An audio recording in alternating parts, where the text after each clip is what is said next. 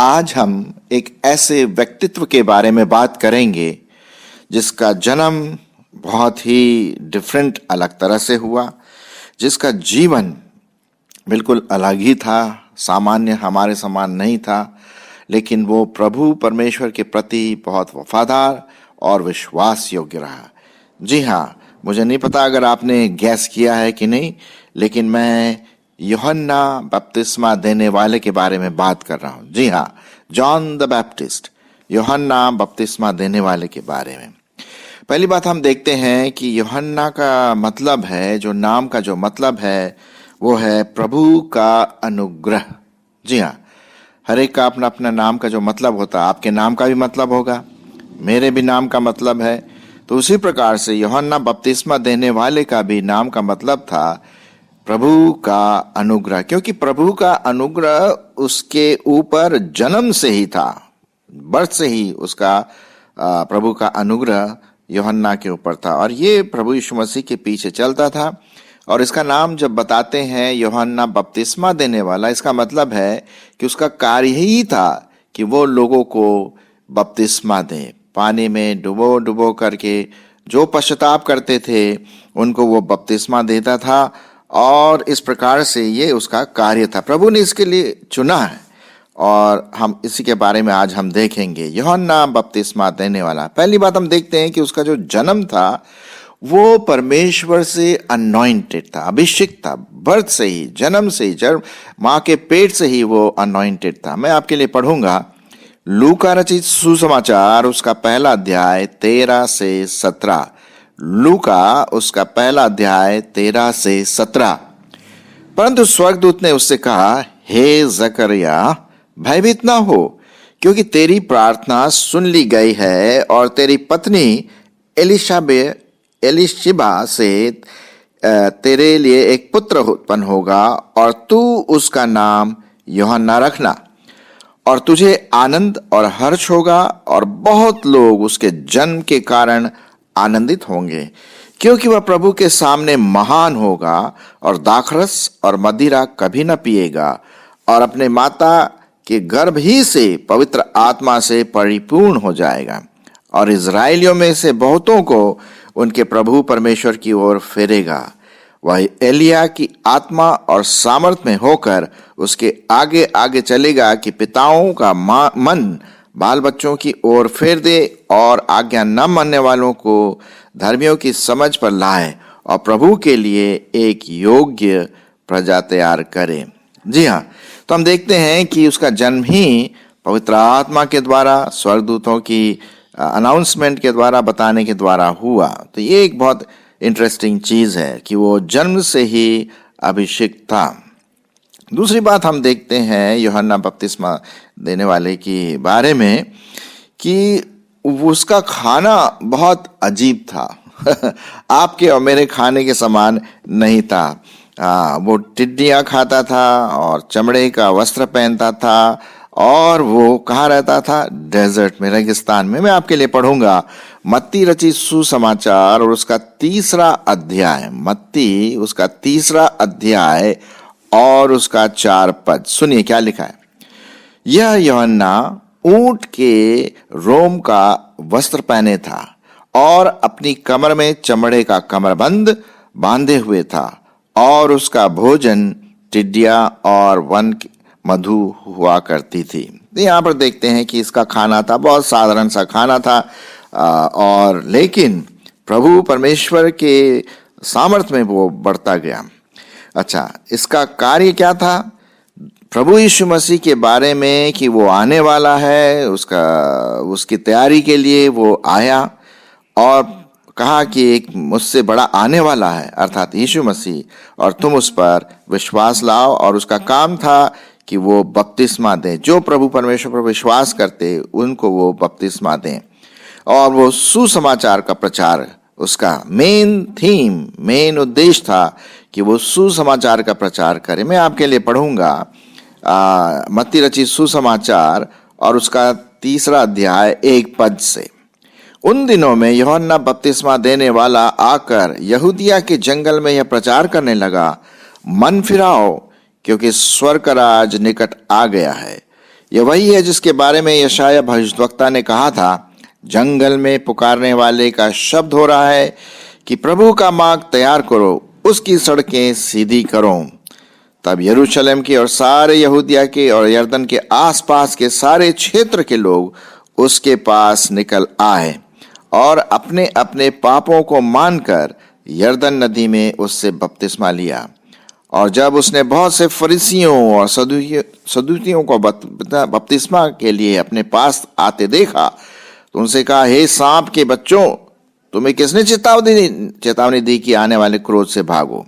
मन फिराओ के योग्य फल लाओ और अपने अपने मन में यह न सोचो कि हमारे पिता इब्राहिम है, क्योंकि मैं तुमसे कहता हूं कि परमेश्वर इन पत्थरों से अब्राहम के लिए संतान उत्पन्न कर सकता है। तो हम देखते हैं यहाँ पर, मैंने तीसरा पद इसलिए नहीं पढ़ा, आप सोच रहे होंगे कि मैं तीसरा पद भूल गया हूं। नहीं, भूला नहीं मैं, क्योंकि पहले पढ़ चुका हूं उसके खाने के बारे में।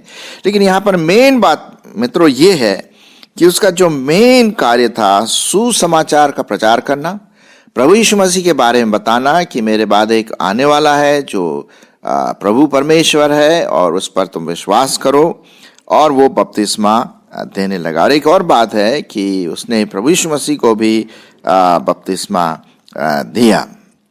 खैर, एक तो ये बात देखते माफ करना। उसके साथ हम देखते हैं कि वो परमेश्वर का जन था। जी हाँ, ये कौन? उसके साथ हम देखते हैं कि वो परमेश्वर का जन था। जी हाँ, ये कौन था? परमेश्वर का जन था, क्योंकि बचपन से ही वो पवित्र आत्मा के द्वारा अभिषिक्त हुआ और गवाही का एक जबरदस्त कारण बना। और किसकी गवाही थी?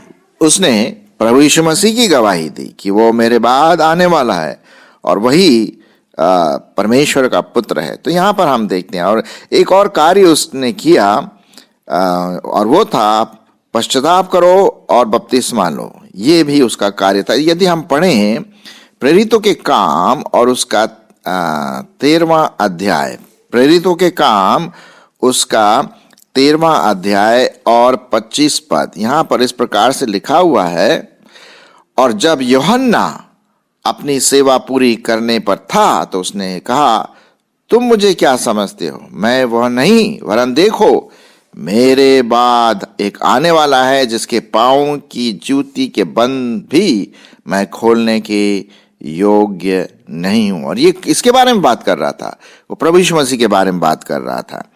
तो उसने बहुत जबरदस्त परमेश्वर का वचन फैलाया कि पश्चाताप करो। अब आप सोच रहे हैं पश्चाताप क्या है? पश्चाताप का मतलब है मन फिराओ। उदाहरण के रूप में जैसे इंग्लिश में बोलते हैं चेंज ऑफ माइंड, या मन का फिराना। यदि मैं पूर्व दिशा की ओर जा रहा हूं तो अगर मैं पश्चाताप करता हूं तो मैं पश्चिम दिशा की ओर जाऊंगा। मेरा पूरा मन बिल्कुल 180 डिग्री चेंज, परिवर्तित हो चुका है। यदि मैं संसार की ओर जा रहा था, लेकिन अगर पश्चाताप करता हूं और प्रभु की ओर मुड़ता हूं तो वो पूरी रीति से मैं टर्न अबाउट, पूरा प्रभु के पास मैं आ रहा हूं। और मेरी आशा है कि हमारे सुनने वाले जितने भी भाई बहन हैं, श्रोतागण हैं, वे अपने जीवन में पश्चाताप किए होंगे और प्रभु के पीछे आ रहे होंगे। ऐसी मेरी आशा है और ऐसी मेरी प्रार्थना है, क्योंकि इन YouTube में जो संदेश देते हैं उसका यही मकसद है, यही उद्देश्य है कि आप प्रभु के वचन को पूरी सामर्थ्यता के साथ सुने और उस पर विश्वास करें और प्रभु में आगे बढ़े।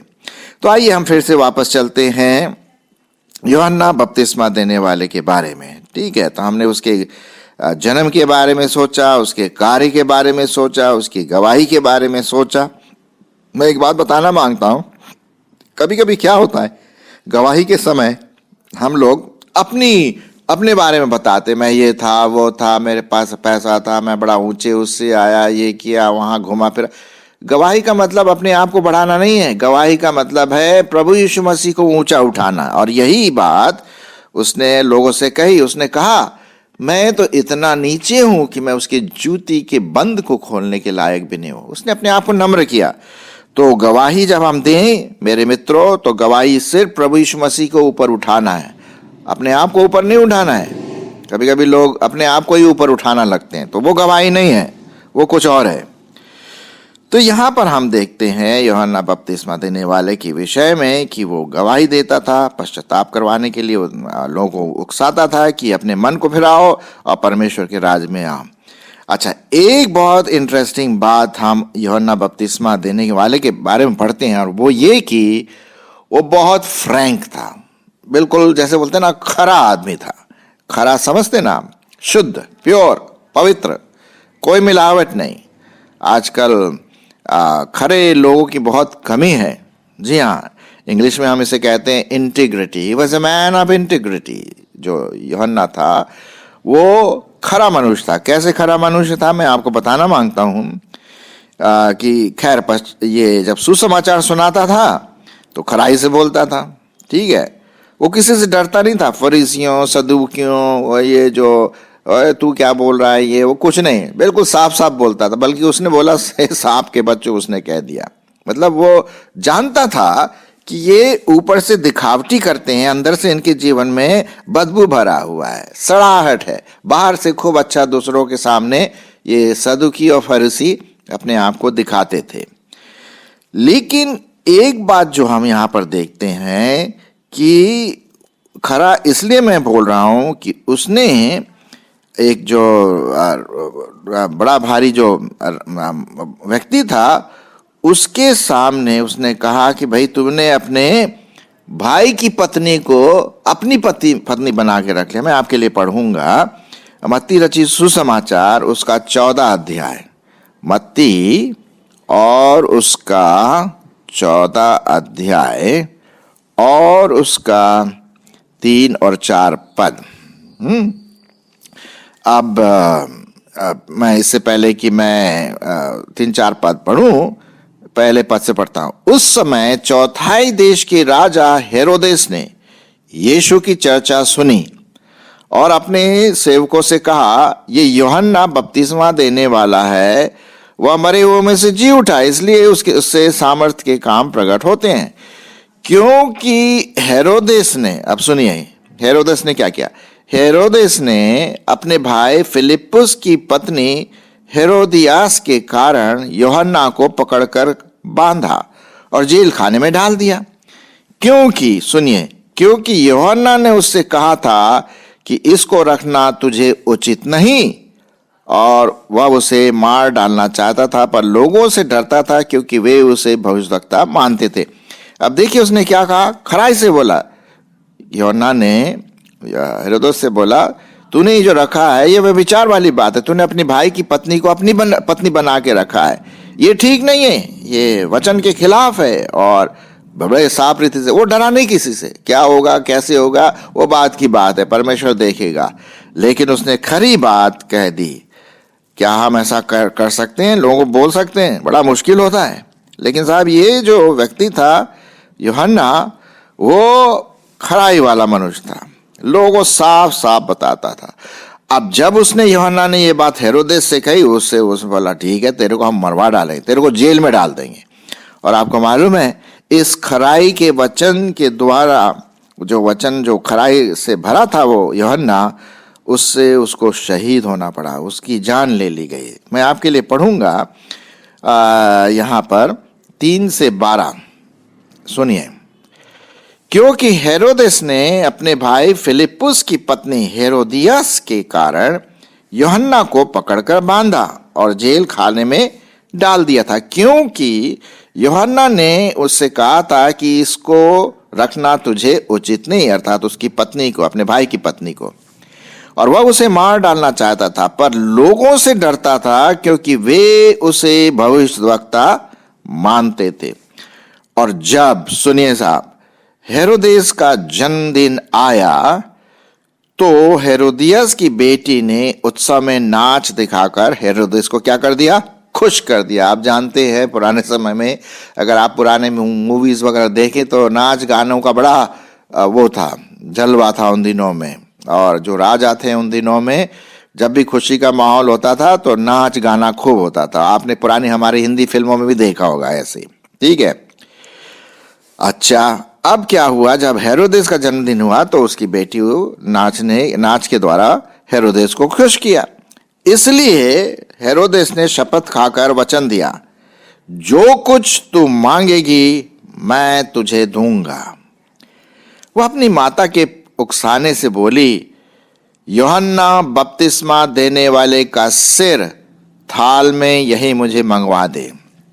राजा दुखित हुआ, पर अपनी शपथ के और उसके साथ बैठने वालों के कारण आज्ञा दी कि दे दिया जाए, और उसने जेल खाने में लोगों को भेजकर यूहन्ना का सिर कटवा दिया, और उसका सिर थाल में लाया गया और लड़की को दिया गया, और वह उसको उसकी माँ के पास ले गई। और उसके बाद उसके चेलों ने उसके शव को ले जाकर गाड़ दिया और जाकर यीशु को समाचार दिया। तो हम देखते हैं यहाँ पर मेरे भाई बहनों, एक दुखित अंत, जहाँ तक हम मनुष्य सोचते हैं।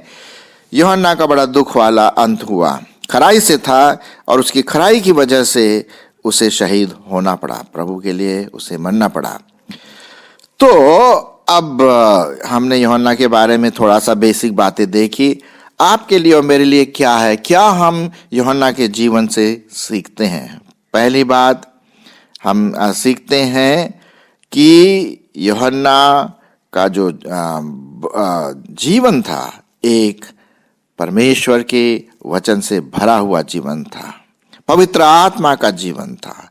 उसका जीवन खराई वाला जीवन था, उसमें कोई मिक्स्ड बातें नहीं थी। वो प्रभु से बहुत प्यार करता। दूसरी बात हम देखते हैं कि वो सुसमाचार सुनाने के लिए आया। पश्चाताप करो, बपतिस्मा लो और प्रभु के लोगों में शामिल हो जाओ। ये उसका प्रचार का सुसमाचार। और तीसरी बात हम देखते हैं, वो गवाही देने के लिए आया। किसकी गवाही देने के लिए आया? वो प्रभु यीशु मसीह की गवाही देने के लिए आया। उसने अपने आप को नीचा किया, बल्कि एक बार उसने कहा था, जैसे मैंने इसमें भी कहा, कि जब उसने प्रभु यीशु मसीह को देखा तो उसने कहा कि देखिए परमेश्वर का मेमना जो बहुतों के पापों को उठा ले जाता है, ये वो है जिसकी जूती के बंद को भी मैं खोलने के लायक नहीं हूं। तो यहां पर हम देखते हैं एक गवाही, ऐसी गवाही जो अपने आप को नीचा करे, दीन बनाए, और प्रभु यीशु मसीह को क्या करे? ऊंचा करे। जी हाँ, और यही बात देखते हैं हम यूहन्ना के बारे में। और जैसा कि नाम का मतलब यही है कि प्रभु का अनुग्रह। क्या मतलब है? यूहन्ना का मतलब क्या है? प्रभु का अनुग्रह उस पर है। जी हाँ, ये मतलब है। और उसके नाम के अनुसार ही उसने अपना जीवन प्रभु के हाथ में सौंपा है। और मेरे मित्रों, मेरे श्रोतागणों और मेरे भाई बहनों, ये बहुत बड़ी बात हम परमेश्वर के एक जन के बारे में देखते हैं। ऐसे कई लोग परमेश्वर के वचन में हम कई देखते हैं जो प्रभु के लिए अपने आप को दे दे। कठिनाइयों का सामना उन्होंने किया। जी हाँ, बहुत कठिनाइयों का सामना किया। लेकिन जब हम यूहन्ना के बारे में देखते हैं, उसका जन्म पवित्र आत्मा के द्वारा हुआ, पवित्र आत्मा से उसकी अनॉइंटिंग हुई, पवित्र आत्मा से अभिषेक हुआ। उसका खाना पीना बहुत सिंपल, साधारण सा था। कहाँ महलों में नहीं रहता था। कहाँ रहता था? रेगिस्तान में, वहां पर उसका था। जी हाँ, बहुत सिंपल था, जिसे हम हिंदी में इंग्लिश में बोलते ना, सिंपल लिविंग हाई थिंकिंग। और ये उसका था। हाई थिंकिंग का मतलब है परमेश्वर के वचन को वो हाईएस्ट, ऊपर ही सबसे ऊपर रखता था। और फिर हम उसके बाद देखते हैं कि जो उसका प्रचार था, सुसमाचार का प्रचार, वो बड़े दिल जान से करता था। परमेश्वर के वचन की गवाही देता था, प्रभु यीशु मसीह की गवाही देता था, और जो पश्चाताप करते थे उनको वो बपतिस्मा देता था, और जीवन पूरा खराई से भरा था। इसकी वजह से उसको अपना जान देना पड़ा। आज हमारे सामने चुनौती है। हमने कई बार यूहन्ना के बारे में पढ़ा, यूहन्ना बपतिस्मा देने के बारे में। लेकिन क्या हम उसके जीवन से कुछ सीख सकते हैं? हमारा जीवन एक गवाही वाला जीवन हो, हमारा जीवन एक सुसमाचार प्रचार वाला जीवन हो। वो सुसमाचार प्रचार हम अपने पड़ोसियों के साथ, अपने परिवार के लोगों के साथ और अपने दोस्तों के साथ कर सकते हैं, और हमारा जीवन पवित्र जीवन हो। जैसे कि हमने देखा कि उसका जीवन कैसा था, बचपन से ही पवित्र आत्मा में वो बिल्कुल भरा हुआ था। आइए आज हम अपने सामने इस चुनौती को रखें और परमेश्वर के सामने कहें, प्रभु मेरे जीवन को अपने हाथ में ले, और जैसे यूहन्ना बपतिस्मा वाले का जीवन था, मेरा जीवन तेरे सामने ऐसा ही हो, लोगों के लिए एक आशीष का कारण बने। परमेश्वर आपकी इसमें और मेरी अगुवाई करे। आमीन।